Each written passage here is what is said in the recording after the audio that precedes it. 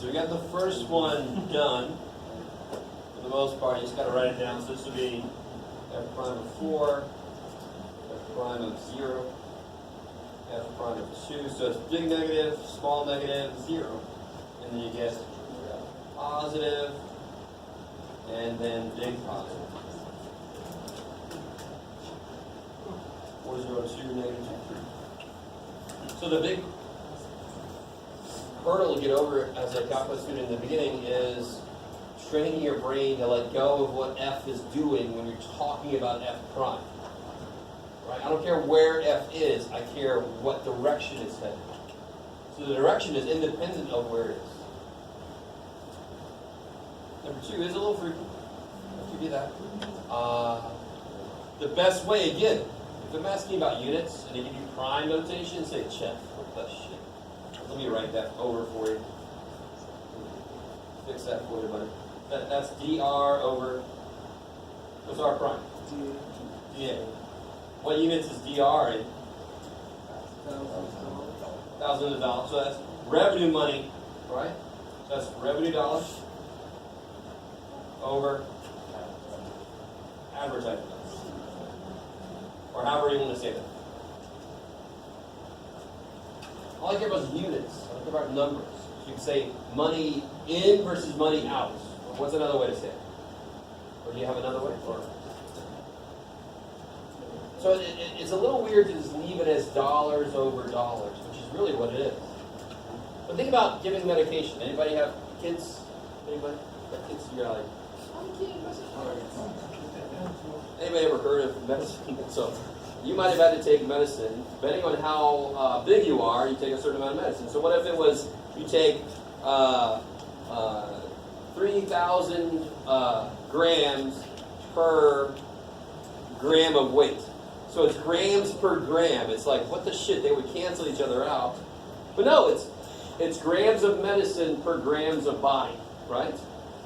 So that's why you want to describe the grams. It's here, it's money over money. So they cancel. What the shit? No, it's money spent over money, money made over money spent. You can be more specific about what the unit really represents instead of just canceling dollars over dollars. There's no units. No, it doesn't make any sense. There's a few different ways I would accept this. But it's got to be money per money, basically. Dollars made per dollar spent. Now this one's a little bit weird of a question. You have to be a little more explanatory if you get the right answer. But what's the company hope is true? Well, let's answer part C first. And then we'll come back to B, because once you get C, B is a little easier to think about. What does this mean? At a time when what? Yeah, at a time when they are spending $100,000 on advertising.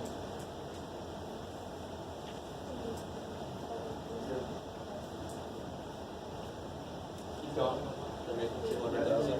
The revenue is increasing by $2,000 per dollar of advertising, which means if they. So what's that mean?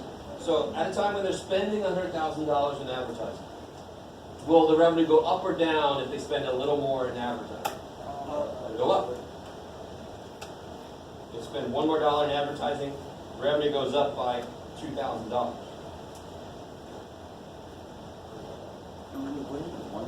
Isn't A also measured in thousands? Yeah, they're both measured in thousands. 1,000. Let's not get a little too excited. Right? So it's $2 increase in revenue for every dollar increase in advertising spending. All right, now think about what that means. If R prime is positive, are you making the most money you could make? No. Now notice we're not taking costs into account, but a lot of times some places don't give a shit about your costs. They just want to know how much money you're making. Right? Not the biggest businessman, but I won't. So what do they hope is true then? Do they want it to be negative? What's one kind of positive about that is they can spend a little less on advertising and make a little more money. Isn't that what that means? If R prime is negative, that means if they spent a little more in advertising, they make a little less. So if they spent a little less in advertising, they make it a little more. So they can actually spend less on the commercials and make more money overall. But what if R prime is 0? On this graph, if that's a graph of revenue, where do you want to be? You want to be here, right? And what happens right there, the slope is 0. So I would accept, depending on how you explain it, negative or 0 is actually a good place to be, because you can either spend less money in advertising, or you really, the best answer is you want to be 0. Now what's the one thing to be careful about? What could 0 also mean? Ah, shit. So not only do you want it to be 0, but you also want, let's see if I can, so if you say that you want it to be 0, we want it to be shaped like this. We want it to be positive, negative, so it wants to be 0 right in the middle. We want it to be that hill, not the valley. Because 0 slope could mean either the top of the hill or the bottom of the valley. But for business, you want to be at the top of the first hill. Maybe. Don't you also want to be like climbing up towards the hill too? Yeah, so you could argue that. How would you argue that? You would want the slope to be positive. But why? Because you want the function R and A to be moving towards the peak. But R prime of A equals 0 means you are at the peak. Yes. You see how that's better? Yeah, but that also implies that it's going to change, so go back down. If I increase my advertising money. Okay, good, I like it. So R prime is all about, if you make a change in advertising money, what will the revenue do in response? So if R prime of A is negative, if I increase my advertising money, my revenue goes down. That's what R prime of A being negative means. Which means the opposite. If I pull back my advertising money, my revenue is going to go back up, go backwards. Now, the minute I move at all, what can happen? What happens to my slope? The minute I move, what happens to my slope? It changes. So if I do spend $1 more in advertising, I am now somewhere else. My slope changes constantly. So you want to take the second derivative into account also. Have you ever heard the thing about the economy is still getting worse, but at a lesser rate? That's a second derivative. It's still going down, but it's starting to turn, and the hope of the God that it's going to do this instead of this. Whee! So that's whenever you hear that kind of phrase, it's still, the unemployment rate is still increasing, it's just at a less rate. That's a second derivative. That is how the slope itself is changing. Oh, shit. Okay, I like it. So we hear calculus all the time in the news, or however you get your information. You're like, TV? Okay, so coming back, we did this one. I would accept a few different ways. It's almost just knowing is best. Because then you know, do I spend more in advertising? Do I spend less in advertising? Or do we just hold? Right? So a friend of mine is a financial analyst. He makes like 6 figures, but he's got 5 kids. But what he does is he analyzes the changing dynamics of everything. So one day the function could be whatever it is. What happens the next day? The function's different now. That's why you don't just stay here. We're there, we made it. Everybody go home, you know. Because the next day it's shifted a bit. You're not at the top anymore. Because the market demands and how they're responding to the commercials and all this shit is going to shift, right? We got to make a new commercial because we're getting tired of the old one. Where's the beef? Oh shit, what's the next thing? I'm not going to start teaching business because that would be bad. I don't know. So suppose they plan to spend $100,000 in advertising. So now this should be relatively easy to answer now after everything else. If this is true, should the company spend more or less on advertising? More, because it's going to pick the revenue up. Right? Because at that point, what does R prime being positive mean? If they increase their advertising, their revenue will also increase. But what if they spend a little bit more and the slope decreases to like 1.9? But that's why we say slightly more. If you don't know what the picture looks like, if you're just doing reactions and then plotting those, you spend slightly more because you do know it's positive, and then you re-gauge it. Right. And you say, are we 0 now? Are we negative? Did we go too far? I would never want to be a financial analyst. Oh my God. There's so many variables that go into it. You're the first guy they blame if everything goes wrong, and you're like, I can't control people's spending. Holy shit. Somehow he does it. So you would want to spend slightly more. I like it. I like the creative people who are like, well, my company wants to be a little more careful. And we're okay with making that much money, so we can stay where we are. As long as you explain the calculus of it. So this kind of problem, I understand there's a few things in here you can describe a few different ways. But it's in your description that you explain to me that you understand the ideas. This is not a business class. I don't need you to suddenly know how to make a business work. I need you to show me you understand the calculus. So you can get a completely different answer here, but in your explanation, you show me you understand the calculus and how you interpreted it to come out the way you did. Beautiful. You probably get full credit. So what about number 3? I basically gave you.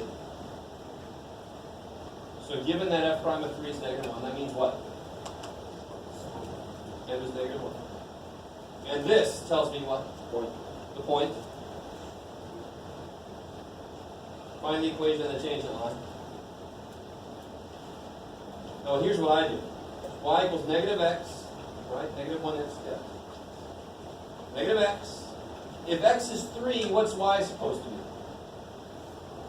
Guys can handle this. Come on. It's got to be 5, so what do I add to -3 to make it become 5?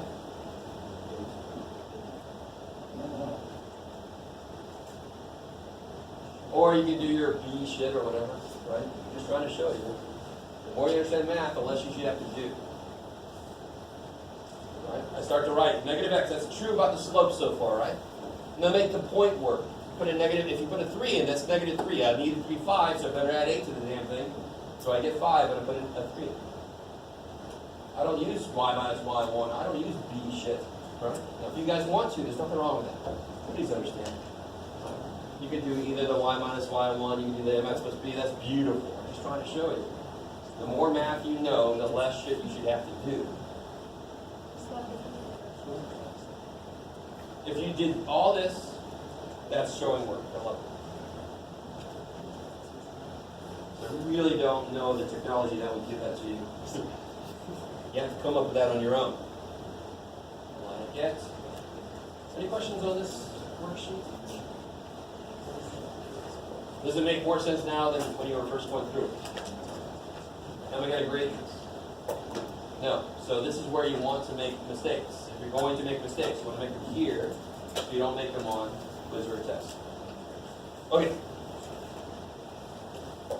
So let's do another example of that sketching the slope function given the original function.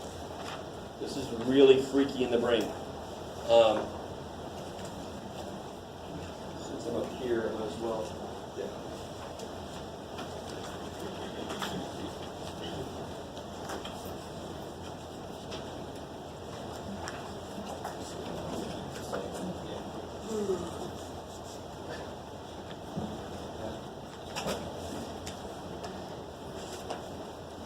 All right, there's the function, right? That's f. And I want to sketch f prime on top of this.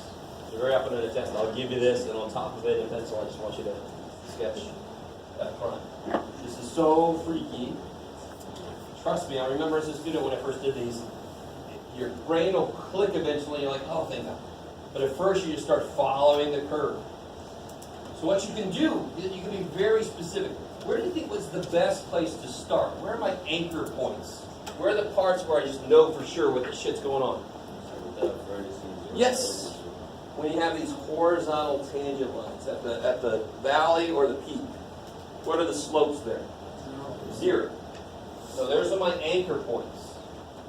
That's 0 here, bam, and 0 here, bam. I'm going to be graphing purple, even though you guys can't look up the slope. Now here, it's really big what? Negative. Really big negative. So I better put the graph I'm making now better show a negative value. So I'm going to put the down here. So here it's really big negative slope, I better put a point down here. Now what's happening as I go around this corner, as I move this way? Less negative. I love it. So I'm getting less and less and less negative.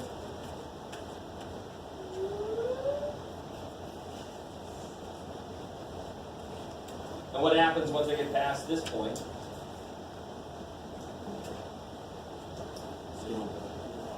Now it's getting more and more positive.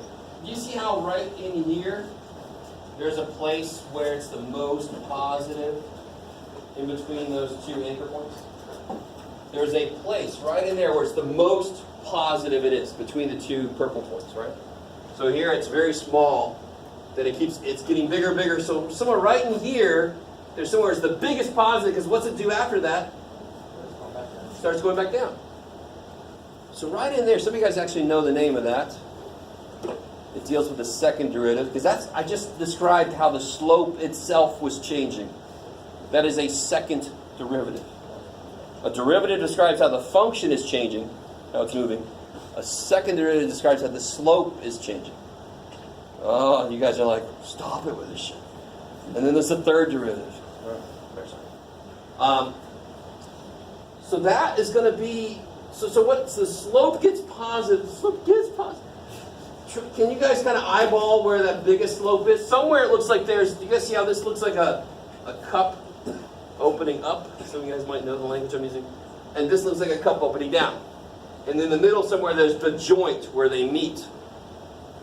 That's the point I'm talking about. It's called the inflection point. You don't have to get it exact. I just know that right here, somewhere right, let's say it's right there, it's the most positive, and then it gets less positive until it's zero.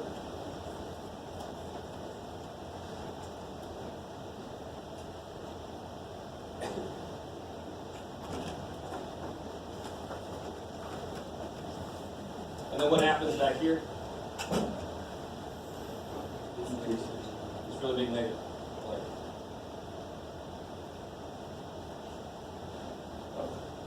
Zero right now. Doesn't matter. All right.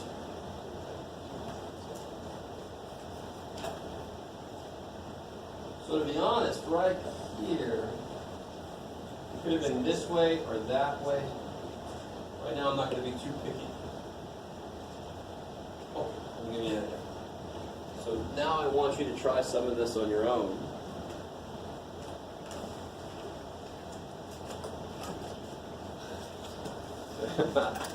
Some people hate the fact that I have so many handouts. I hated the teachers that had like 0 handouts.